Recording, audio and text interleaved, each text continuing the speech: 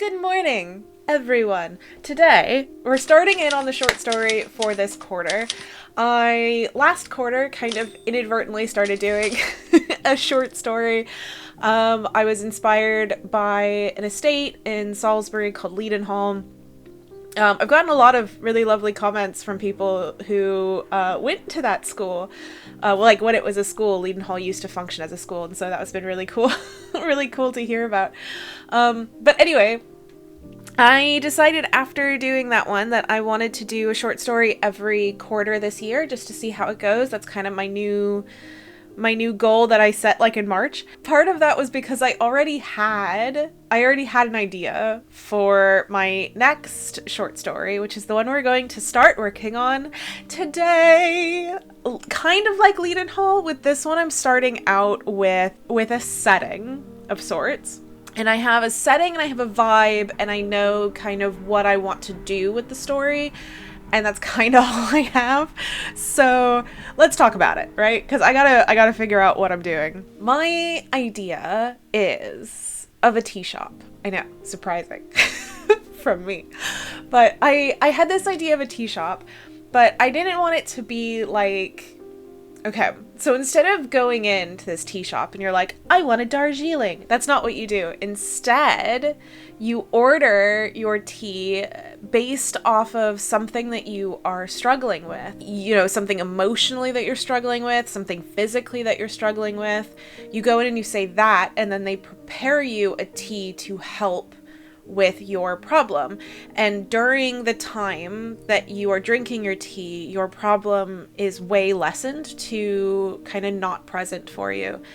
And it's just during the time that you are drinking the tea. So it doesn't fix the problem. It's not a permanent solution, but it's like this magic tea that just lets you heal just for a second. That was my idea. So it's a tea shop that instead of ordering the tea, you order based off of your problem. That's for a while, that's all I had. I just really loved this idea and I really wanted it. And so I started really thinking about where I would want this tea shop. I have a little bit of like a mood board, so I'll put up some of the photos maybe. I started thinking about the fact that I want it in kind of a very urban environment. I want it kind of in the middle of a big city. I was thinking particularly about when I lived in Edinburgh. I don't think I specifically want to mention the city name that it is, but I do want that vibe. And I think particularly some of the fronts that I was looking at, Edinburgh would kind of fit that vibe. It would also fit the vibe of having a magic tea shop, I'll be honest. Big major city, it's urban and it's real world. Okay, so but here's the thing, right? I know that my novel is like an urban fantasy, but that's not what I want to do with this. To me, this isn't urban fantasy. To me, this is more like magical realism or like a subtle fantasy. So I it's kind of just everything is normal. All the people who come in are normal. The problems are normal. Everything is normal. It's just a magic tea shop. That's it. That's it. So, thinking about that, I really wanted the story to be very normal, very like human centered and very focused on the kinds of problems that a typical reader would also be able to connect to and identify with and feel for themselves, even if it's not something they've personally dealt with. I want it to be something that they may have personally dealt with, or they know people who have personally dealt with it, or they know that it's like a real problem. So it's not like werewolves are eating my homework. It's like a real, like, you know, I struggle with depression, or my knee hurts, or like, you know what I mean? And therefore, I'm thinking that I want my story to be a slice of life type story. So really just like what that means for people who might not know is a slice of life story is a story that follows an average person in their life, and it's literally like taking like a slice out of a cake. It's not the entirety of their life. It's not like a full life story.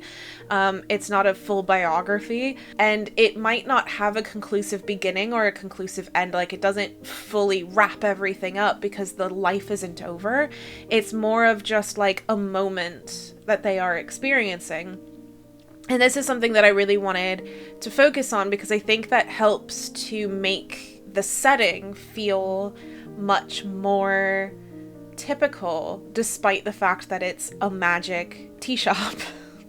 So that's kind of like the primary idea that I have, and that's kind of all I have at the moment. The main thing that I know that I want to do with it is I want to use a different kind of structure to the writing. So most of my experiences have been with very traditional Western structures, which typically follow a 3-act structure. I technically, for my novel, use a 4-act structure, but it's kind of like that 4-act structure that is the 3 acts, where it's just like Act 2, Part 2. So it's not really, I would say, like a full 4-act in the way that I'm going to be doing. So I'm going to be doing a 4-act structure. I am thinking about using the Kishotenketsu structure. So this is a structure that is typically present in Eastern Asian stories. I'm very familiar with it in anime. It's also where I'm very familiar with slice of life. I haven't really read a lot of Western slice of life, so I think that it makes sense to kind of follow the same structure of the stories that I am more familiar with in this genre. I also think that it fits human case studies a lot better, the structure.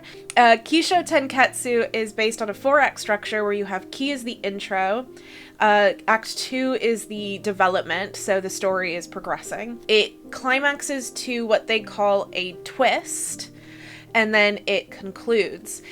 I think conflict being at the center of a story is something that is very Western, and it's also something that I think has a lot of connotations to it that might not fit the way that other people think of storytelling. So for me, like when I was taking writing classes, for example, they would always say, well, what's the conflict? Is there somebody else getting in the way, or is there an outside force getting in the way? So like, oh, I want to start a business, but my rival is trying to butt into me.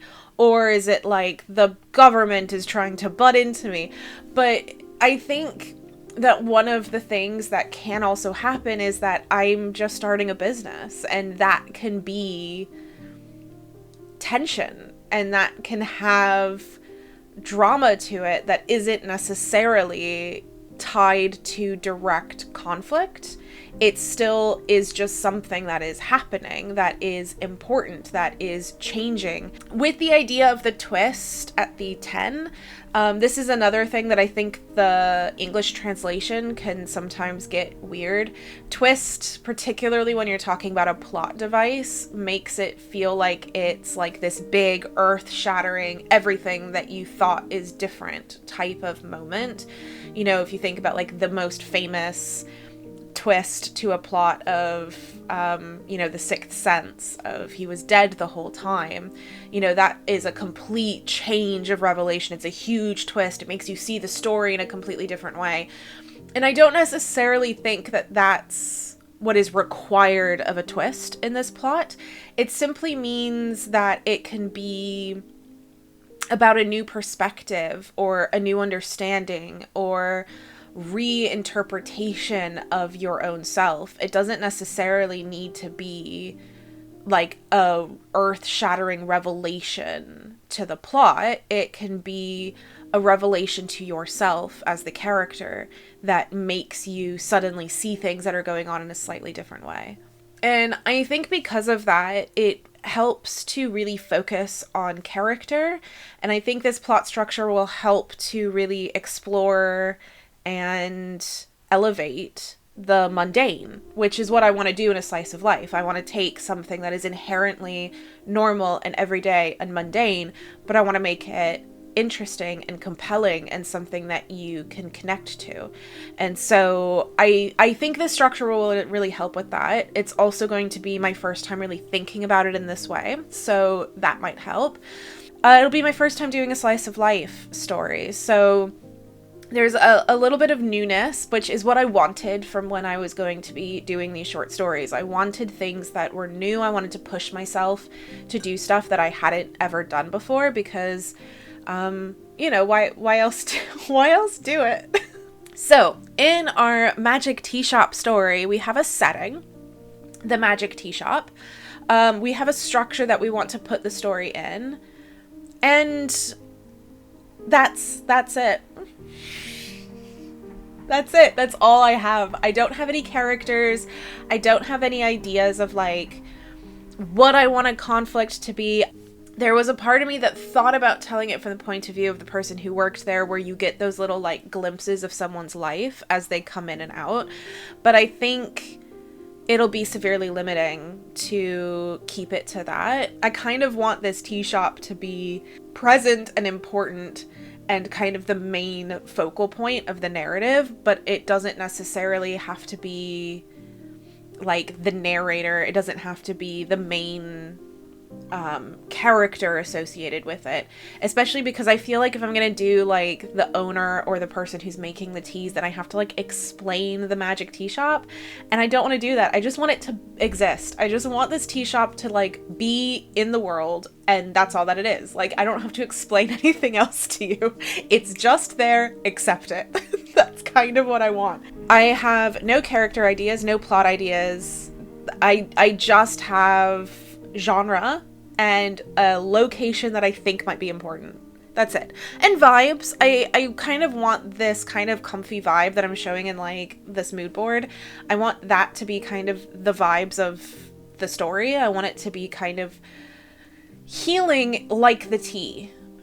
That's all I got.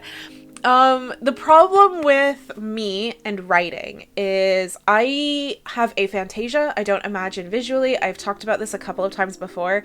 So I can't just like close my eyes and be like, let's imagine this tea shop and who would come in. That's not how I work. I also tend to work out my plots logically. Basically what that means is it's really hard for me to just be like, let's just figure out what's going on from just contemplating in my brain. And I want it to feel very centered on reality and the kinds of people that would be just going to a tea shop. So I hope you know where this is going, because I have not gone to a coffee shop in 2 videos. I'm very proud of myself, might I add, but I want to go. So my thought process is I'm not taking my laptop, I'm not taking headphones, I'm not taking anything but a notebook and a pen, and I want to kind of observe the people who come in. I want to hear the conversations that they're having. I want to kind of be in that space, thinking about what that space is providing and how it feels to be there, and what the people are like when they're there versus when they're not in there. And maybe that will inspire something. So, in other words, we're going to a coffee shop. So let's go do research at a coffee shop. My favorite kind of research.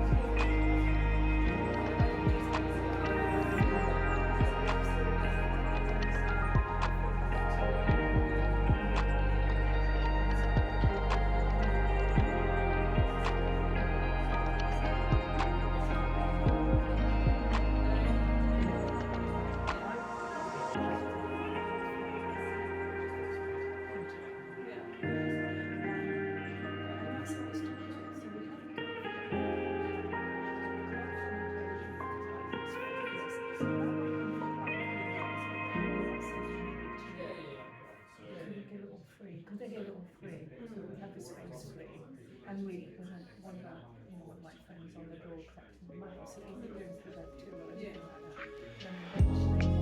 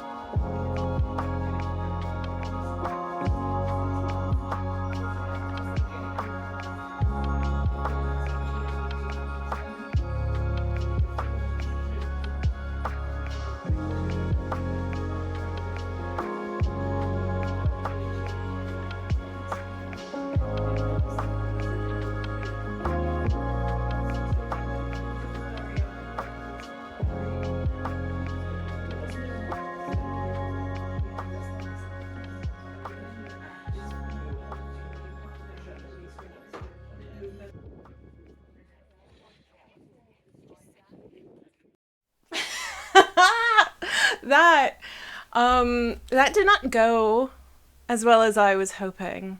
I don't know what I was hoping. Well, that's not true. I do know what I was hoping. I was hoping to be able to like sit down and overhear somebody saying something and I would go, that's it. But in reality, where I unfortunately live, that didn't happen. It's in the other room, my notebook that I was writing in. I was kind of going back and forth between noting down what was happening around me and just kind of doing my logic breakdown of like, well, if this, then that kind of thing. Because to be honest, there wasn't a lot of change in the people around me. I kind of had to sit upstairs because downstairs was full when I got in. In retrospect, probably sitting downstairs would have been better because I would have had a view of the people going in and out, but I also wouldn't have been able to hear as much conversation. Upstairs, I was able to hear a lot of the conversation, but there wasn't a lot of change. And to be frank, there wasn't a lot of... the conversation wasn't useful. It did make me think of the fact that that's not true. It was helpful in the sense that it provided a certain level of flavor text.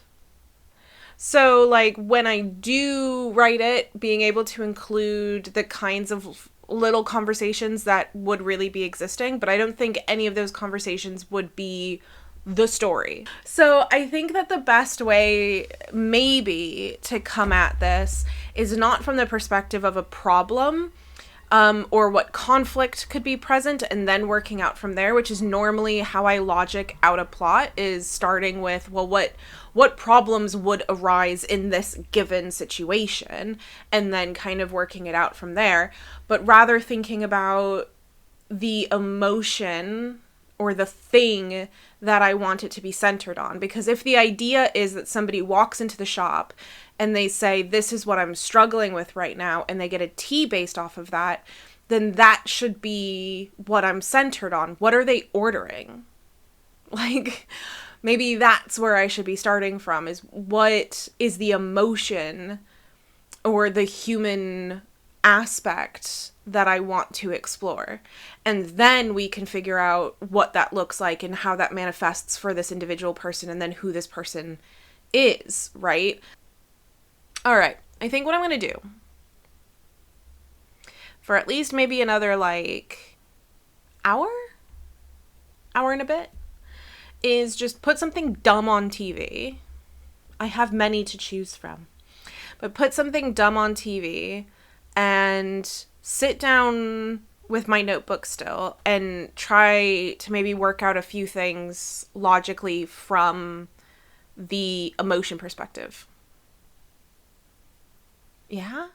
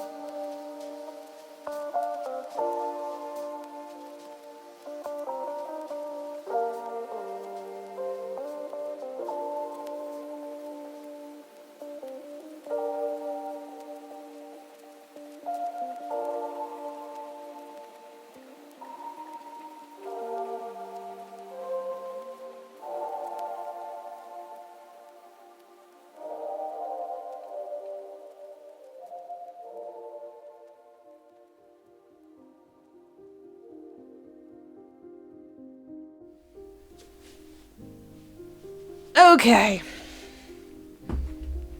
Let's discuss and conclude. I'll be honest. I was really hoping that I would at least have a character by the end of today. Ah! Oh my god! Okay, so I think that last exercise was a tiny bit more helpful. I'm starting to see the narrative, but only like structurally. I don't really have any kind of detail, like any detail, like characters or fill-ins or anything. I've got nothing, and that is driving me crazy. But positives. We'll focus on the positives.